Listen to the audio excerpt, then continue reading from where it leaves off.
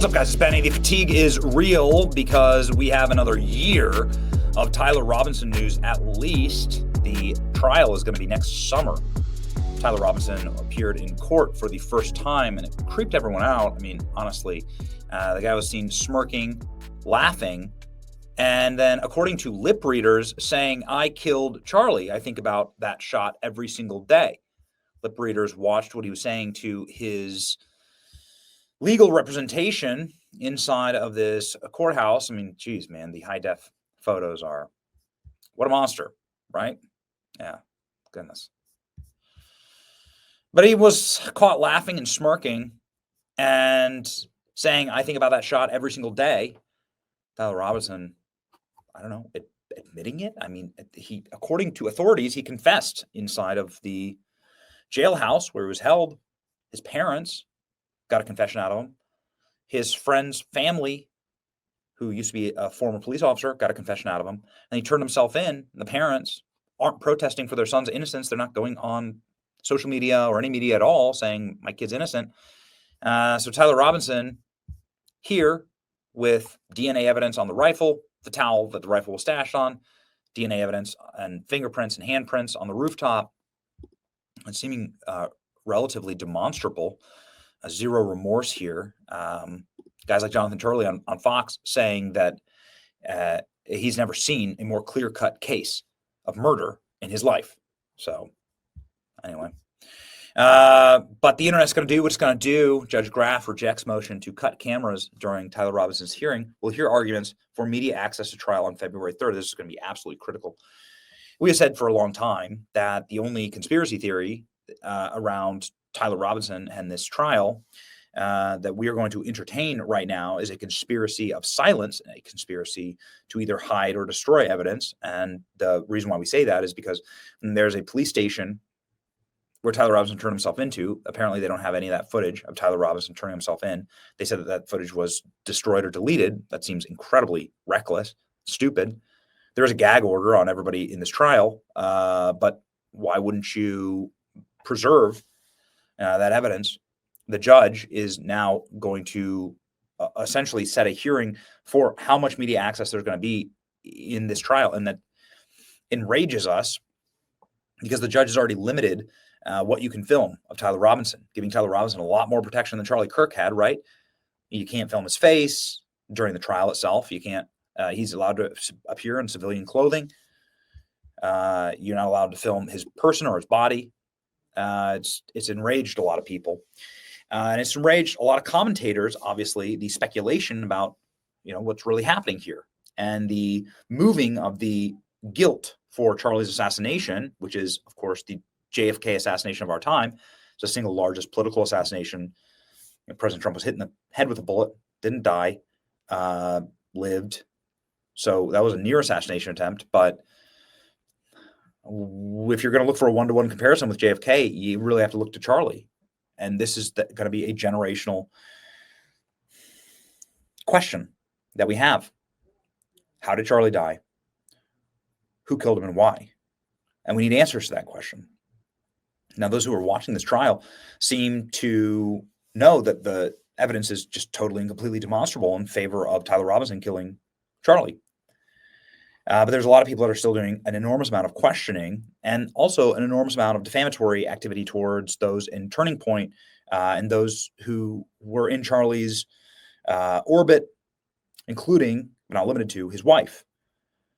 And Matt Walsh has a absolute scorched earth barn burner where he drops multiple F-bombs, something he doesn't normally do on his program, against the people who are openly and gleefully, and I would argue very demonically, attacking Erika Kirk in this moment and speculating in an evidence-free way that Erika Kirk had something to do with her husband's murder. Here's Matt. If she doesn't cry, they say, why isn't she crying? So it's this ridiculous lose-lose scenario that's been invented by people on both sides for this woman who did, what did she do wrong again?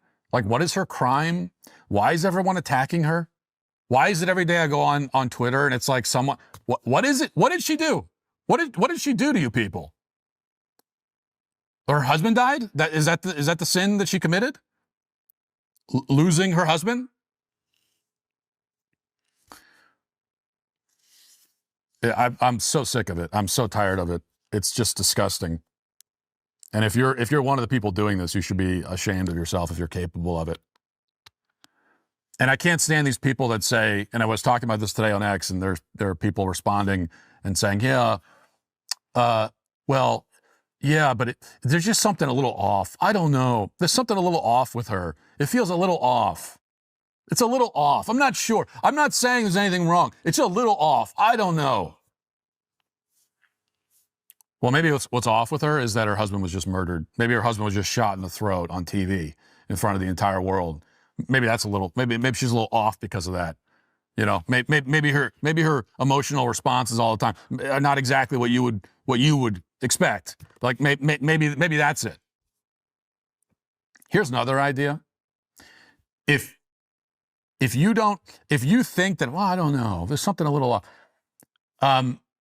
but you have no evidence that like she did anything wrong, and yet you just have these vague, whatever, feelings, vibes.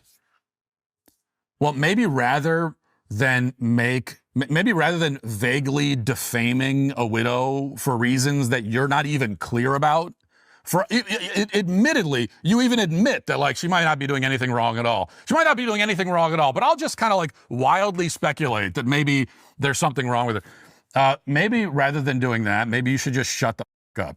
Okay? How about that? Maybe just keep it to yourself. It's like basic rule of human decency that we all used to understand is when you've got someone who's grieving, like even rather than nitpicking, I wouldn't do it that way. That's not the facial expression I would have. Maybe you just shut the fuck up. And I try not to cuss like that, but I'm so sick of it. I'm so tired of it. I'm telling you, it's just fatigue at this point. We're calling it the podcast wars. And the podcast wars are upon us. Unfortunately, I have a feeling that it's going to be well into 2026, 2027, when these wars start to die down. So just expect a lot more of this. It doesn't give me any pleasure to say that because, well, quite frankly, I want to be focusing on the real enemy here. The left killed Charlie Kirk, and they've received absolutely zero pushback or penalty for that. I mean, obviously, there's one loner, one like diseased, despicable loner smirking and smugging in the courthouse. But otherwise, has there really been any major pushback? So Matt Walsh is joining with Tim Pool, obviously pushing back very, very hard here. Our program, like calling for everyone to just seriously look at the evidence, look at the affidavit, look at the trial, look at the motions, look at what's been going on, look at Tyler Robinson's own confession and all the DNA evidence. Not usually a Matt Walsh fan, but he's spot on here. Mommy sleuths and wine moms, listen up. Glad to hear Matt Walsh say all of this. I agree. Exactly. Shut the F up. Sums it up. So, like, what's to be made of this? Well, what we have said time and time again on the program is that you have every single right to be asking questions of our federal government and law enforcement. We've been lied to a lot in demonstrable and empirical ways, and they've set up crimes before. So, of course, they're the ones who broke the system. People that are asking questions,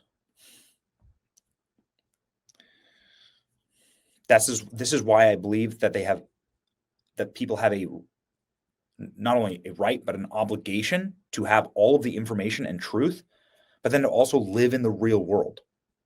The real world is that this trial is in a pretrial phase. There's a lot of uppity prosecutors who are nervous about the evidence leaking and it becoming a circus. The judges obviously clearly ruled in that regard. Is that right? I'm not sure. But I do know this, that the overt, wild, and conspiratorial speculations that have absolutely zero evidence behind them, when there's a demonstrable mountain of evidence against Tyler Robinson, including but not limited to his own confession, apparently, and then also his own actions in court, where lip readers say that he's like talking about the shooting, being the shooter with his counsel. I don't know, guys. You have to come up with something better. Let me know what you think of Matt Walsh's rant in the comments. It's your boy Benny.